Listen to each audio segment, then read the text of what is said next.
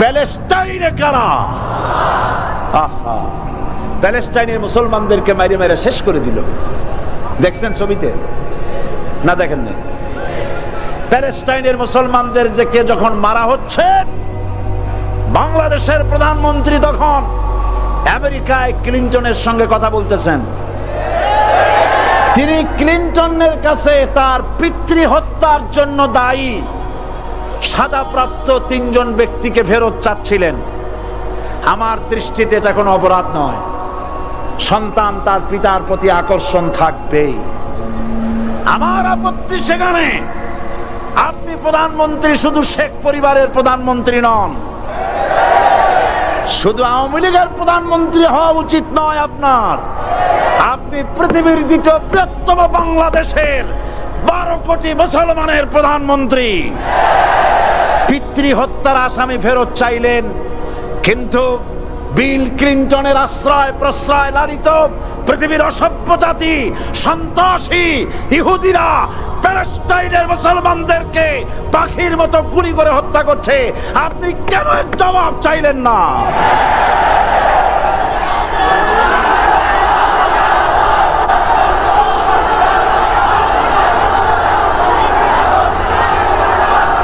জবাব জবাব আপনি চাইতে পারবেন না, কারণ মুনাফিকদের সাহস হয় না, সাহস হয় মুমিন ব্যক্তি।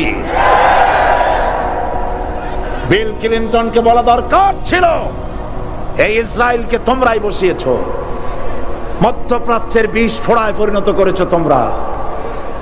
তবে হ্যাঁ, যুরিবাত আলাইহিমুজ যিল্লাতু ওয়াল মাসকানা ওয়া বাউ বিগাদাবিন মিনাল্লাহ।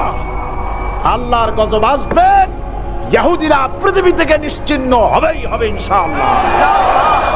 দেখেছেন তাকায়া প্যালেস্টাইনে ইসরায়েলিরা হেলিকপ্টার, গানশিপ, কামান, বোমা নিক্ষেপ করছে, আর প্যালেস্টাইনের শিশু কিশোর যুবকেরা ইহুদিদের নিক্ষিপ্ত বোমা আর কামানের মোকাবেলা করতেছে পাথর দিয়ে। আমি আমার অন্তরের অন্তঃস্থল থেকে ধন্যবাদ জানাই, মোবারকবাদ জানাই খালিদ বিন ওলীদের উত্তরসূরি, খাব্বাব খোবাইবের উত্তরসূরি প্যালেস্টাইনের ওই সব যুবকদেরকে যারা কাফের বেঈমান ইহুদিদের মোকাবেলা করতেছে ইট আর পাথর দিয়ে। আর আমি আমার অন্তরের অন্তঃস্থলের সমস্ত ঘৃণা দিয়ে আমি ধিক্কার জানাই পৃথিবীর মুসলিম শাসকদেরকে, যারা মুসলমানদের মার দেখে চুপ করে যারা বসে আছে।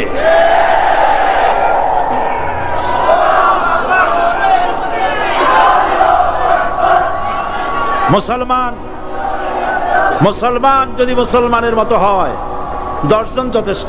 কয়জন যথেষ্ট? কোথায় আছে কথা? আল্লাহ পাক কোরআন শরীফের মধ্যে বলেছেন, একজন যদি হও ইমানদার মুত্তাকি 10 জনের উপরে বিজয়ী হবে।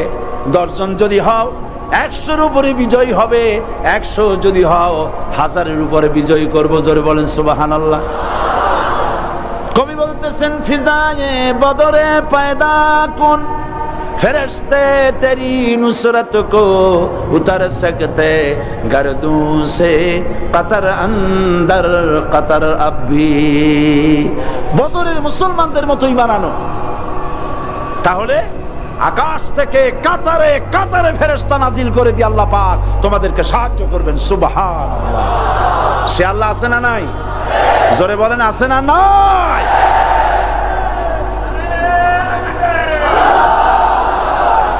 সেই আল্লাহ রাব্বুল আলামিন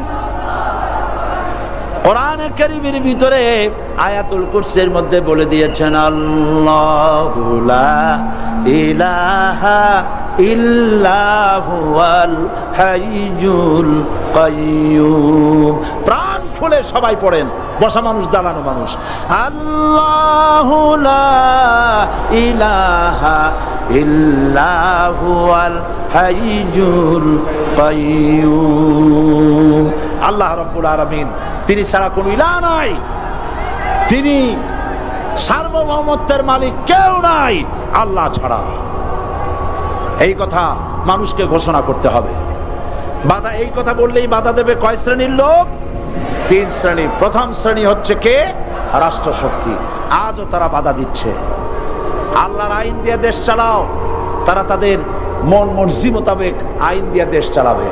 আল্লাহ পাক বলছেন আলা আলাহুল খালকু ওয়াল আমরু, সৃষ্টি যার, আইন চলবে তা। কারো বাবার আইন চলতে পারে না, নিজেদের তৈরি করা আইন চলবে না। ইনিল হুকমু ইল্লা লিল্লাহ, একমাত্র আইন চলবে কার? এই আইন রাসূল করিম সাল্লাল্লাহু আলাইহি ওয়াসাল্লাম মদিনায় কোরআন দিয়ে প্রতিষ্ঠিত করেছিলেন। আল্লাহর বিধান, আল্লাহর সার্বভৌমত্ব কায়েম করেছিলেন। কোরআন সংবিধান হলো, চুরি বন্ধ হলো, ডাকাতি বন্ধ হলো, জেনা বন্ধ হলো, হত্যা বন্ধ হলো, ধর্ষণ বন্ধ হলো, সব কিছু বন্ধ হয়ে গিয়ে মুসলমানেরা শান্তি লাভ করলো, পৃথিবীর মানুষ শান্তি লাভ করলো। সুবহানাল্লাহ বিহামদিহি। আজ মুসলমানেরা শত্রু চেনে না, বন্ধু চেনে না। বন্ধুকে বানাইছে শত্রু, শত্রুকে বানাইছে বন্ধু। কে বন্ধু কে শত্রু চিনাই দিবেন কে? আল্লাহ। বলেন কে দিবেন? আল্লাহ রাব্বুল আলামিন কোরআনে কারীমের মধ্যে পরিষ্কার করে বলেছেন লাতাজিদান্না শাদ্দান নাসি আদাওয়াতান লিল্লাযিনা আমানুল ইয়াহুদা ওয়াল্লাযিনা আশরাকু। আল্লাহ পাক বলছেন হে রাসূল, মানুষের ভিতরে 2টা শ্রেণী মুমিনদের জন্য সবথেকে জঘন্য দুশমন। কয়টা শ্রেণী? 2টা। একটা হলো ইহুদ আর একটা হলো মুশরিক। একটা হলো ইহুদি আর একটা হলো মুশরিক। এটা হলো তোমাদের দুশমন। আর আজ আমাদের দেশে, পৃথিবীর বিভিন্ন দেশে মুসলমানেরা মুশরিকদের সঙ্গে সম্প্রীতি বাড়াচ্ছে, মুসলমানদের সাথে শত্রুতা বাড়াচ্ছে। আজ আমার দেশে পূজা পার্বণে বাধা নাই। পূজা পার্বণে বাধা আছে? পূজা পার্বণে বাধা নাই। বাধা কোথায়? কোরআন শরীফের তাফসীর মাহফিলে। কোরআনের তাফসীরের মাহফিলে বাধা দেওয়া হচ্ছে। গান বাজনায় 144 ধারা নাই, কিন্তু কোরআন শরীফের মাহফিলে 144 ধারা দেওয়া হচ্ছে। যারা দিচ্ছে তারা আবার ওমরাও করে, হজও করে। ওরা আমাদের বলে আমরা নাকি ধর্মের নামে রাজনীতি করি। বলে না? আমরা নাকি ধর্মের নামে রাজনীতি করি। আমি বলি ধর্মের নামে আমরা রাজনীতি করি না, আমরা ধর্মীয় রাজনীতি করি। কথাটা বুঝে আসছে কিনা? ধর্মের নামে রাজনীতি তো সেই ব্যক্তি করে 1996 সনের নির্বাচনের আগে যিনি মাথায় পট্টি বেঁধেছিলেন, যিনি শপথ গ্রহণের সময় হাতে তসবিহ পরেছিলেন। ধর্মের নামে রাজনীতি তিনি করেছেন। আজ অনেকগুলি ডিগ্রি পেয়েছেন তিনি, অনেকগুলি ডিগ্রি পেয়েছেন। কয়টা? মুখস্থ হয়ে গেছে আপনাদের। শকুনেরা, শকুন যদি গরুর গোশত কিনে খাওয়া লাগতো, 80 টাকা কেজি দরে শকুনে এত গোশত কিনে খাইতে পারতো না। লেখাপড়া করে যদি ডিগ্রি নেওয়া লাগতো, এত ডিগ্রি কপালে জুটতো না। পয়সা দিয়া ম্যানেজ করা ডিগ্রি। কিন্তু 9টা নিলে কি হবে? আসল ডিগ্রিটা এখনো বাকি আছে। আসল ডিগ্রি কোনটা? নির্বাচনের আগে পট্টি বেঁধে তসবিহ নিয়ে গোটা জাতিকে যে সফলভাবে প্রতারণা করতে আপনি পেরেছিলেন মহা প্রতারক হিসেবে, সেই ডিগ্রি আগামী নির্বাচনের মোক্ষম সময় জনগণ আপনার গলায় পরায় দেবে।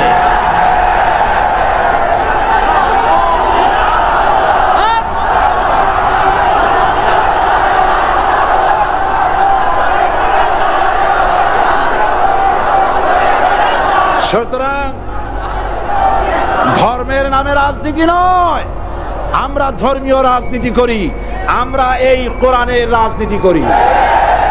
এই কোরআন নিয়ে বাঁচতে চাই, এই কোরআন নিয়ে মরতে চাই। এই কোরআন থেকে আমাদেরকে বিচ্ছিন্ন করতে চায় কাফের, বেঈমান, মুশরিকেরা। ও আমার জাতি, কোরআন থেকে যারা বিচ্ছিন্ন করতে চায়, তোমরা কি তাদের বিরুদ্ধে জিহাদের জন্য প্রস্তুত থাকবে?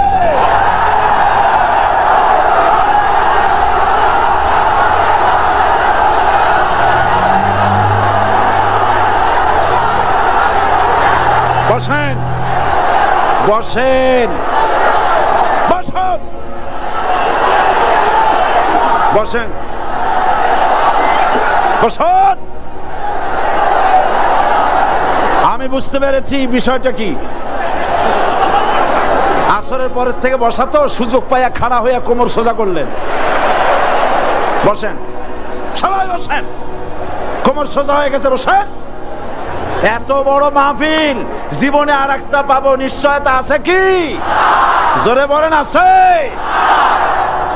আজ আমাকে কথা বলতেই হবে ইনশাআল্লাহ, কারণ আগামীতে আবার আপনাদের সাথে দেখা হবে কিনা আমি জানি না। কথা বলতেই হবে। বসেন, কেউ দাঁড়িয়ে থাকবেন না। আমি দেখতে পাচ্ছি বাংলাদেশের ভাগ্য আকাশে উত্তর গগনে কালো মেঘ জমা হয়েছে, ঝড়ের পূর্বাভাস লক্ষ্য করছি। যদি মোকাবেলা করতে না পারেন সক্ষম ভাবে, এমন অন্ধকার গাঢ় কালো অমাবস্যার রাত আসতে পারে যার সুবে সাদেক হওয়া অসম্ভব। সুতরাং আপনারা কি কাপুরুষের মতো কাফের মুশরিকদের গোলামি করে মরতে চান? বিড়ালের মতো 500 বছর বেঁচে থাকার কোনো লাভ নাই। সিংহের মতো 1 ঘন্টা বাঁচতে চাই। আমাদেরকে বলা হয় সাম্প্রদায়িক উস্কানিমূলক কথা নাকি আমি বলি। পত্রপত্রিকা দিছে না তারা?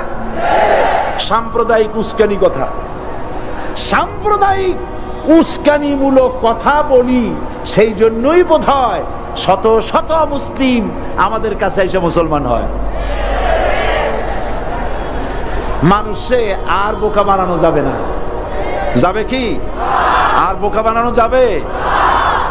তারপর বলছে কি, এরপরে বলছে আমাকে বলছে রাজাকার। শুনে রাখো চট্টগ্রামের লক্ষ লক্ষ জনতা, পার্লামেন্টে যখন আমাকে এই কথা বলা হয়েছিল, আমার পার্লামেন্টের কলিগ জাফরুল্লাহ চৌধুরী সাহেব বসে আছেন এখানে, হ্যাঁ, জাফরুল ইসলাম চৌধুরী বসে আছেন পাশে, প্রধানমন্ত্রী সুদ্ধা, অন্তত 3 শতাধিক পার্লামেন্টের সম্মানিত সদস্যরা সেদিন বসা। 1997 সনের বাজেট বক্তৃতা যখন আমি করতেছিলাম, ডক্টর কুদরতে খোদা, নাম রাখছে কুদরতে খোদা, আসলে গজবে খোদা। এই লোকটি নাস্তিক, ইসলামের চূড়ান্ত দুশমন। তার প্রণীত শিক্ষা ব্যবস্থার যখন সমালোচনা করছিলাম, ট্রেজারি বেঞ্চ থেকে আমাকে বলা হলো রাজাকার। আমি আমার সমস্ত শক্তি একত্রিত করে বলেছিলাম শুধুমাত্র হিন্দুস্তানের রাজাকারেরাই আমাকে রাজাকার বলতে পারে। আমি বলেছিলাম 1973 সন পর্যন্ত আমি বাংলাদেশের কোন রাজনৈতিক দলের নেতা এবং কর্মী ছিলাম না। আমি রাজাকার নই। আমাকে রাজাকার বলে যদি তাকেও প্রমাণ করতে না পারে 10 কোটি টাকার মানহানি মামলা দায়ের করব। আমার এই বক্তব্য সারা দুনিয়া শুনেছে। পার্লামেন্টে আমার এই বক্তব্য রেকর্ড হয়ে আছে। সেদিন 3 শতাধিক পার্লামেন্ট মেম্বারের কেউ আমার চ্যালেঞ্জ গ্রহণ করেন নাই। যে কোনো ব্যক্তি পার্লামেন্টে গিয়ে আমার বক্তৃতা দেখে আসতে পারেন। এরপরে 1997 সনের 7 অক্টোবর দৈনিক জনকণ্ঠ পত্রিকা যখন আমার বিরুদ্ধে লিখলো, সেই পত্রিকায় সাইদির ওপেন চ্যালেঞ্জ 8ম পাতা, 1997 7 অক্টোবর, এত বড় 2 কলামে হেডিং। সেখানে আমি বলেছি বাংলাদেশের সকল সাংবাদিক, গোয়েন্দা বিভাগ, বাংলাদেশের সকল বুদ্ধিজীবীকে আমি আমার পিরোজপুরে আমন্ত্রণ করছি। আমার উপস্থিতিতে যদি কেউ প্রমাণ করতে পারে বাংলাদেশের স্বাধীনতা যুদ্ধের বিরুদ্ধে আমার কোনো ভূমিকা ছিল, সজ্ঞানে স্বেচ্ছায় জাতীয় সংসদের সদস্য পদ থেকে পদত্যাগ করব। 3 বছর পার হয়ে গেছে, আজ পর্যন্ত কেউ এই চ্যালেঞ্জের মোকাবেলা করে নাই। সুতরাং আমাকে যারা রাজাকার বলবে তারা পিতৃ পরিচয়হীন অবৈধ সন্তান। 1971 সনের, শোনো মুসলমানেরা, 1971 সনের কোন কাদা সাইদির গায়ে লাগে নাই। আমাকে রাজাকার বলে জনগণ থেকে বিচ্ছিন্ন করবা, জনগণ থেকে আমারে বিচ্ছিন্ন করা যাবে না। কারণ এই জনগণ আমার জন্য আসে না, এই জনগণ আসে আল্লাহর কোরআনের জন্য।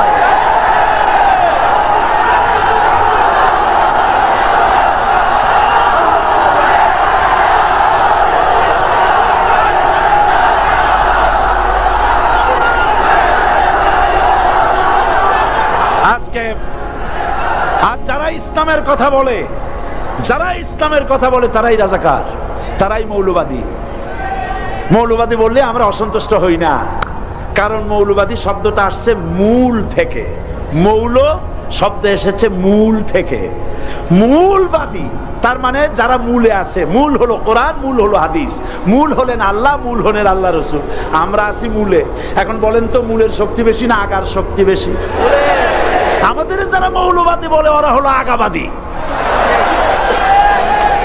মূলে আছে কত কোটি? 12 কোটি। মূলে আছে কত কোটি? আর আমাদের যারা মৌলবাদী বলে ওই থাকো গাছের আগায়, আমরা মূলে। লাভালাভি বেশি করবা না, 12 কোটিতে গাছের গোড়া আসতে নানা দেবে, মামু বাড়ি দিল্লি গিয়ে পড়বা, বাংলার জমিনে জায়গা হবে না। এ কথা বিশ্বাস করো। বাংলাদেশের মুসলমানদের শরীরে এক বিন্দু রক্ত থাকতে শয়তানের তৈরি করা ধর্ম নিরপেক্ষ মতবাদ বাংলার জমিনে কায়েম হতে দেওয়া হবে না, হবে না।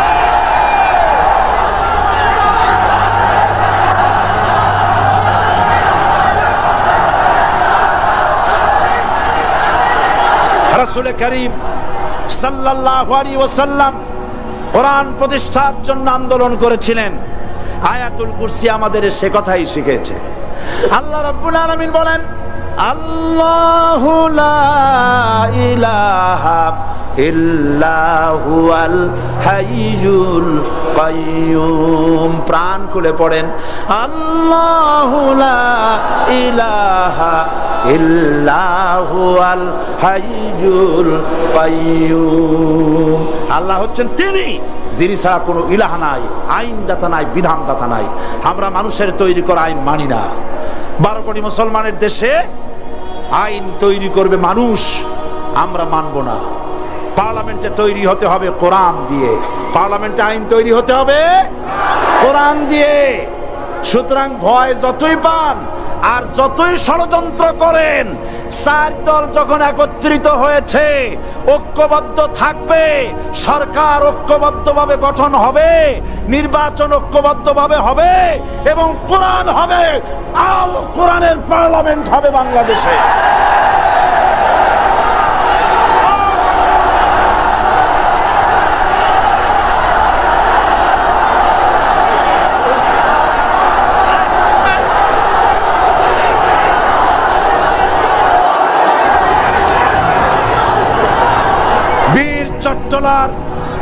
বীর চট্টলার মুসলমানেরা, বীর চট্টলার মুসলমানেরা স্বাধীনতার ঘোষণা এই চট্টগ্রাম থেকে স্বাধীনতার মহান ঘোষক প্রেসিডেন্ট জিয়াউর রহমান সাহেব দিয়েছিলেন।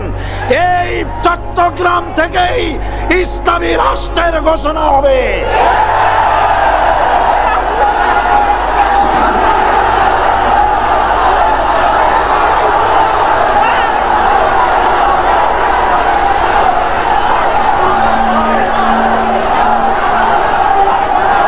আশাবাদী আপনারা অবশ্যই তা পারবেন। আমি 100% বিশ্বাস করি ইনশাআল্লাহ। কারণ যে ষড়যন্ত্রের মোকাবেলা করে স্থানীয় রাজনৈতিক দলের নেতৃবৃন্দ কোরআনের মাহফিল সিনায় এনেছেন, আমি প্রথম দিনই বলেছি চট্টগ্রাম তাফসিরুল কোরআন মাহফিল কোন রাজনৈতিক দলের প্রতিনিধিত্ব করে না। এটা কোন জামাত শিবিরের একক সম্পদ নয়।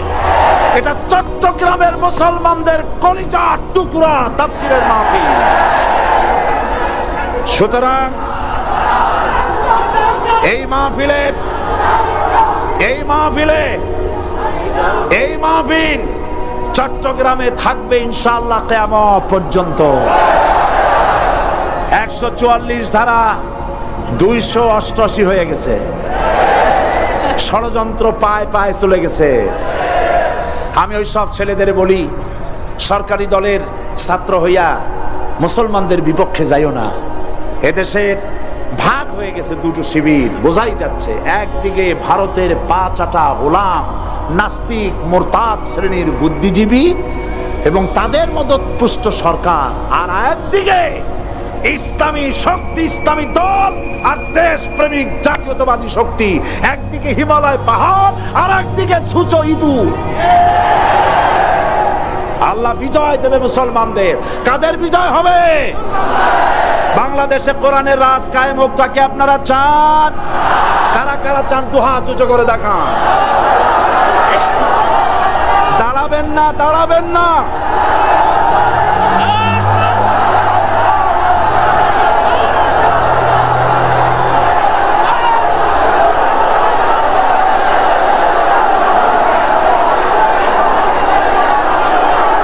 বসুন, বসুন, আবার বসেন, বসুন। জোরে সরে জিকির করেন লা ইলাহা ইল্লাল্লাহ, আরো জোরে লা ইলাহা ইল্লাল্লাহ, লা ইলাহা ইল্লাল্লাহ, লা ইলাহা ইল্লাল্লাহ, লা ইলাহা ইল্লাল্লাহ মুহাম্মাদুর রাসূলুল্লাহ। যারা যেখানে দাঁড়িয়েছেন বসুন। তিন শ্রেণীর লোকেরা আল্লাহর কালেমায় বাধা দিয়েছে। কয় শ্রেণী? একটা হলো রাষ্ট্রশক্তি, 2 নম্বরে মনে আছে ধনাঢ্য পুঁজিপতির গোষ্ঠী, ওরাও বাধা দিয়েছে। কারণ ইসলামকে বলা হয় পুঁজিবাদের আশ্রয়স্থল। নাউজুবিল্লাহ। সর্বপ্রথম ইসলাম কবুল করেছে কারা? ধনীরা না গরিবরা? কারা? গরিবেরা। সুতরাং ধনাঢ্য ব্যক্তিরা মনে করলো যে আমাদের তো সর্বনাশ হয়ে যাবে, আমরা দাস দাসী ধরে রাখতে পারবো না, আমরা মানুষকে শোষণ করতে পারবো না, যে নতুন কলেমার দাওয়াত আসছে। সুতরাং সরকারের হাতকে তারা পয়সা দিয়া শক্ত করেছে আর বলেছে যত টাকা লাগে এই লোকগুলারে ঠেঙ্গান। আজও আছে কিনা? তা আছে কিনা? 3 নম্বরে বাধা দিয়েছে ধর্মের নামের এক শ্রেণীর কায়েমি স্বার্থবাদী শক্তি, যার সম্পর্কে সূরা তাওবায় আল্লাহ পাক বলেছেন ইন্না কাসীরাম মিনাল আহবারি ওয়ার রুহবান লা ইয়াকুলুনা আমওয়ালান নাস বিল বাতিল ওয়া ইয়াসুদ্দুনা আন সাবিলিল্লাহ। ইহুদি আহলে কিতাবদের মধ্যে এক শ্রেণীর বুজুর্গ ধরনের লোক, দরবেশ জাতীয় লোক, যারা নাকি মানুষের সম্পদকে বাতিল পন্থায় ভক্ষণ করে, ওয়াসুদ্দুনা আন সাবিলিল্লাহ, এবং আল্লাহর রাস্তায় চলার জন্য মানুষকে বাধা প্রদান করে। এত বড় বিশাল মাহফিলে আপনি দাঁড়ায়া কোন মানুষকে কষ্ট দিবেন না, জায়েজ নাই। মুসলমানদেরকে কষ্ট দেওয়া কবিরা গুনাহ। বুঝতে পেরেছেন? যে যেখানে দাঁড়িয়েছে আপনারা বসা মানুষেরা তাদেরকে বসায় দেন। সুতরাং এই কালেমার দাওয়াত যখন হযরতে মুসা আলাইহিস সালাম দিলেন, ফেরাউন বলল আমি তো জানি না যে আমি ছাড়া আরো কোন ইলাহ আছে, আইনদাতা তো আমি, তুমি নতুন কোথা থেকে আইনদাতা নিয়ে আসছো? ফেরাউন বলছে দেখো আমারে বাদ দিয়া যদি অন্য কাউকে ইলাহ বলে তুমি মানো আর সেই শিক্ষা যদি যে জাতিকে দাও, তাহলে আমি তোমাকে ধরে লাআজআলান্নাকা মিনাল মাসজুনিন, আমি তোমাকে কারারুদ্ধ করব, আমি তোমাকে জেলখানায় ঢুকিয়ে দেব। রাষ্ট্রশক্তি প্রথম বাধা দিল কারা? বলেন সবাই। সেই বাধা কি ওখানে শেষ হয়েছে না এখনো আছে? আছে কিনা জোরে বলেন। আমি তোমাকে জেলখানায় ঢুকাবো। হযরত মুসা আলাইহিস সালাম বলেন, ফেরাউন রে, জেলের ভয় আমি করি না, আমার কি জেলের ভয় দেখায়া লাভ নাই।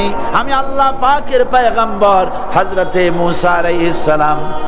ফেরাউনের দলবল আছে, লোক লস্কর আছে, তার অস্ত্রের অভাব নাই। আল্লাহ রাব্বুল আলামিন মুসা আলাইহিস সালামের কাছে একটা অস্ত্র দিয়া দিলেন। দিছিলেন কিনা? দিছিলেন কিনা? আল্লাহ পাক হযরত মুসা কি বলেছেন, ওয়া মা তিলকা বিয়ামিনিকা ইয়া মুসা। মুসা রে, তোমার হাতে ওটা কি? মুসা আলাইহিস সালাম বললেন, এটা লাঠি। আল্লাহ পাক বললেন, ফেলে দাও লাঠি। লাঠি ফালায় দিলেন। কি হয়ে গেল? হিয়া হাইয়াতুন তাসআ, লাঠি হয়ে গেল। এখন লাঠি পড়ে সাপ হয়ে গেল। সাপ দেখে নবী ওলি হোক, সাহাবী হোক আর আলেম হোক, সাপ দেখলে ভয় করে না মানুষের? মুসা আলাইহিস সালাম ভয় পেয়েছে।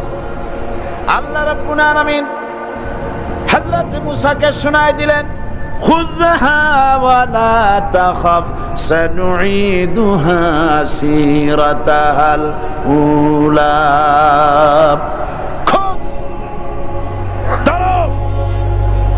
লা তাখাফ, ভয় পেও না। আল্লাহ বলছেন ধরো, ভয় পেও না। ধরার সঙ্গে সঙ্গে স্বাভাবিক অবস্থায় ফিরে আসবে, আবার লাঠি হয়ে যাবে। এখন আল্লাহ বলছেন ধরো। মুসা আলাইহিস সালাম কি ভয় পাওয়া উচিত হবে? উচিত হবে? মুসা আলাইহিস সালাম কি ভয় পাইছিলেন? কারণ হচ্ছে এই দুশমনের শক্তিটা খুব বড়ই দেখা যায়, মনে হয় যেন অনেক বড় কি জানি কি। আল্লাহ পাক বলছেন, ইন্না কাইদাশ শায়তানে কানা দাঈফা। শয়তানের চক্রান্ত যতই তুমি মনে করো অনেক ষড়যন্ত্রের জাল বিস্তার হয়ে আছে, আল্লাহ কয় কিছুই না, দাঈফা, অত্যন্ত দুর্বল। আল্লাহ পাক বললেন ধরো। মুসা আলাইহিস সালাম সাপ ধরলেন, সঙ্গে সঙ্গে লাঠি হয়ে গেল। ফেরাউন বরদাস্ত করলো না। রাষ্ট্রশক্তির পক্ষ থেকে আক্রমণ শুরু হলো। অপরাধ কি? মুসা আলাইহিস সালামের অপরাধ কি? কি অপরাধ? মাশাআল্লাহ, বুঝতে পেরেছেন। অপরাধ হচ্ছে তিনি বলেছেন লা ইলাহা, জোরে বলেন লা ইলাহা ইল্লাল্লাহ। এই কালেমাকে আজ আমরা ভিক্ষার বুলি বানাইছি। এটা হলো সার্বভৌমত্বের বুলি, এটা হচ্ছে আল্লাহ পাকের সার্বভৌমত্বের কথা। আজ আমরা মানুষের কাছে আমরা শুনি, মানুষেরা ভিক্ষা চায়, লা ইলাহা ইল্লাল্লাহ, এক মুঠ চাউল দেন, লা ইলাহা ইল্লাল্লাহ 10 খান পাই দেন। এই হচ্ছে কালেমার জিকির। আবার কেউ কেউ জিকির করতেছে লা ইলাহা আস্তে, ইল্লাল্লাহ জোরে, এমন জোরে কলব সাফ করে, কলব তাতে থাকলেও পারে গেলেও পারে। এই কালেমার জার এর আঘাত পয়গম্বররা মেরেছেন। হযরত মুসা আলাইহিস সালাম যখন বলেছেন লা ইলাহা ইল্লাল্লাহ, এই ধাক্কা ফেরাউন বরদাস্ত করতে পারে নাই। দরিয়ায় নীলের ভিতরে আল্লাহ পাক ডুবাই শেষ করে দিয়েছেন, দেন নাই? হযরত মুসা আলাইহিস সালাম তার উম্মতেরা দরিয়ার পাশে বসে দ্বীনি কথাবার্তা বলতেছেন। এমন সময় ফেরাউন, তার শত্রু হচ্ছে মুসা আলাইহিস সালাম। শত্রু কেন? মুসা কি ফেরাউনের পাকা ধানে মই দিয়েছে নাকি? বলেন আপনারা। তার হালের গরু পিটায় মারছে নাকি? অপরাধ হলো তিনি আল্লাহর জমিনে আল্লাহর আইন প্রতিষ্ঠার কথা বলেছেন। এই শুধুমাত্র এই অপরাধে ফেরাউন তার দলবল নিয়ে 3 দিক থেকে আক্রমণ করেছে। মুসা আলাইহিস সালামের উম্মতেরা ভয় পেয়ে গেছেন। তারা বলছেন ইন্না লামুদরাকুন, আমরা পাকড়াও হয়ে গেছি। 3 দিকে সারাশি আক্রমণ, 3 দিকে শত্রু, একদিকে দরিয়া, পালাবার রাস্তা আছে? হযরত মুসা আলাইহিস সালাম ভয় পেয়ে গেলেন, সারেন্ডার করলেন না। হযরত মুসা আলাইহিস সালাম বললেন কাল্লা, কখনো নয়, ভয় পাওয়ার কোনো কারণ নাই। রব্বি সায়াহদিন, অবশ্যই আমার রব আমার জন্য রাস্তা করে দিবেন। ভয় পাইও না, আমার রব রাস্তা করে দিবেন। আল্লাহ রাব্বুল আলামিন হযরত মূসা আলাইহিস সালামকে অর্ডার করলেন, হাতের লাঠি দিয়া দরিয়ার উপরে আঘাত করো। হযরত মূসা আলাইহিস সালাম দরিয়ার উপরে আঘাত করলেন। রাস্তা ছিল দরকার একটার, এক বাড়িতে আল্লাহর হুকুমে লাঠি দিয়ে একটি আঘাত করার সঙ্গে সঙ্গে হযরত মূসার তার সঙ্গী সাথী দরিয়া পার হওয়ার জন্য দরিয়ার মধ্যে দিয়ে আল্লাহ 12টা রাস্তা পয়দা করে দিলেন। সে আল্লাহ আছে না নাই? এত আসতে বলেন কেন? ভয় পাওয়ার কারণ আছে? রাষ্ট্র শক্তি বাধা দিয়েছে সমস্ত নবীদেরকে। কেন? নবীদের চরিত্র খারাপ? জোরে বলে, নবীদের চরিত্র খারাপ? নবীদের চাইতে মাসুম বেগুনাহ উন্নত চরিত্রের মানুষ আল্লাহর আকাশের নিচের জমিনের উপরে আর হয় নাই। তোমরা যে সামনে তাদের পিছনে দৌড়াও, অমুকের সৈনিক, নেতা নেতা করে মরো, এইসব নেতা যাদের পিছনে দৌড়াও, এই নেতাগুলি, আমি জিজ্ঞেস করি আপনাদেরকে, এই নেতাগুলি জীবনে একবারও চেনা করে নাই। এ ব্যাপারে অনুসারীরা আপনারা কি নিশ্চিত? মিথ্যা কথা জীবনেও কয় নাই, প্রতারণা করে নাই, ঠাট্টা করে নাই, বিদ্রুপ করে নাই, মদ খায় নাই, মানুষ হত্যা করে নাই। কিসের নেতা? নেতা হচ্ছেন সেই ব্যক্তি যিনি বলেছেন, ও আমার স্ত্রীরা, ও আমার সাহাবীরা, রাতের আধারে আমার মধ্যে যা আচরণ দেখতে পাও, দিনের আলোতে আমার মধ্যে যা দেখতে পাও, সবগুলি খুলে খুলে মানুষের কাছে বলে দাও। তার নাম বিশ্বনবী মুহাম্মদ রাসূলুল্লাহ সাল্লাল্লাহু আলাইহি ওয়াসাল্লাম।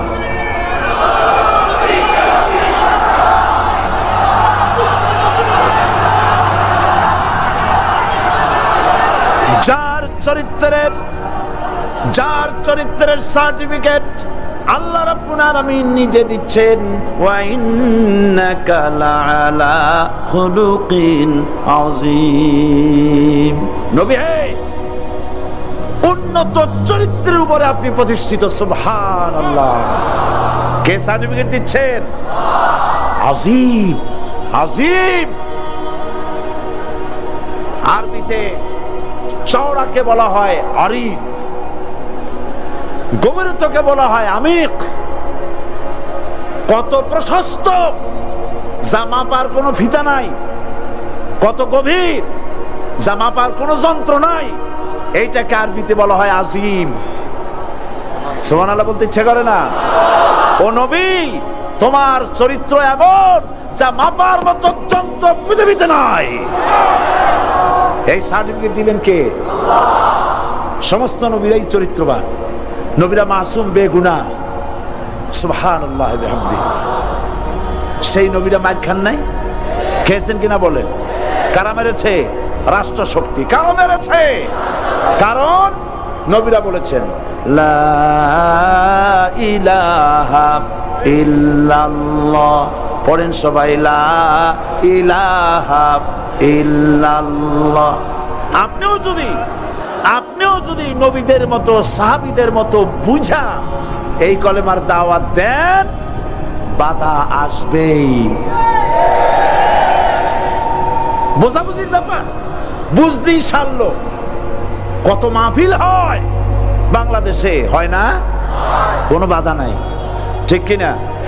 কত পূজা হয়, পার্বণ হয়, গান হয়, থিয়েটার হয়, গুনাহগার বিবির গান হয়, কত কিছু হয়। কোনো বাধা আছে?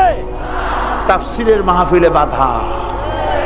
কারণ ওরা বুঝতে পেরেছে এ তাফসীরের মাহফিলে গাজীর গীত হয় না, এ তাফসীরের মাহফিলে আল্লাহ সার্বভৌমত্ব কায়েমের আন্দোলন চলে।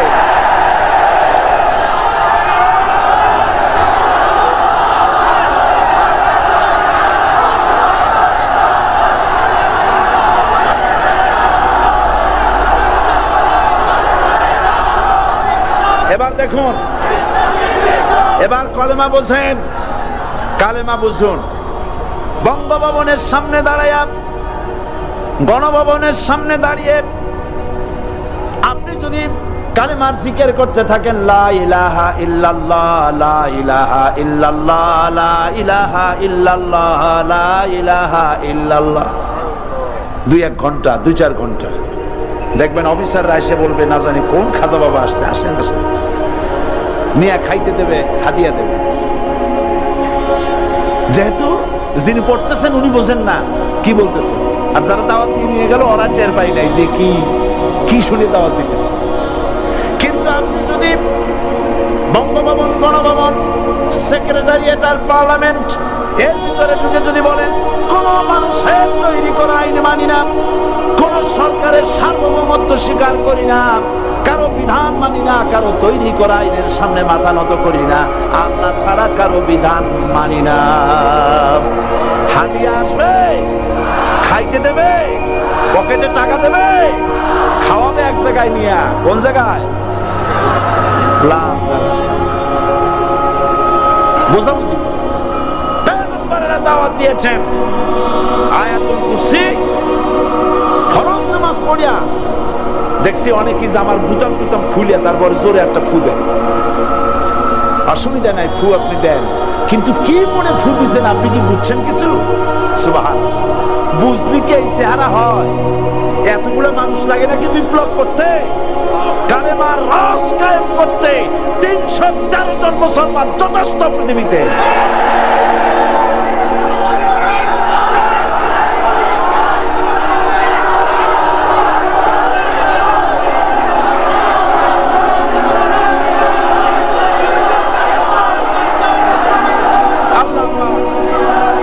কোরআনে কারীমের মধ্যে আল্লাহ পাক বলেছেন, এমন একজন নবী বানাই নাই, ইয়া হাসরাতান আলাল ইবাদ, বান্দার উপরে আফসোস। আহা, কে বলতেছে? আমার আল্লাহ। বলেন আমার আল্লাহ, তিনি আফসোস করছেন। আফসোস, একজন পয়গম্বর এমন পাঠাইলাম না, একজন রাসূল বানাইলাম না যার সাথে এরা ঠাট্টা করে নাই, বিদ্রুপ করে নাই, পাগল বলে নাই, মানে নাই। আহা, অপরাধ আল্লাহর সার্বভৌমত্ব প্রতিষ্ঠার অপরাধ।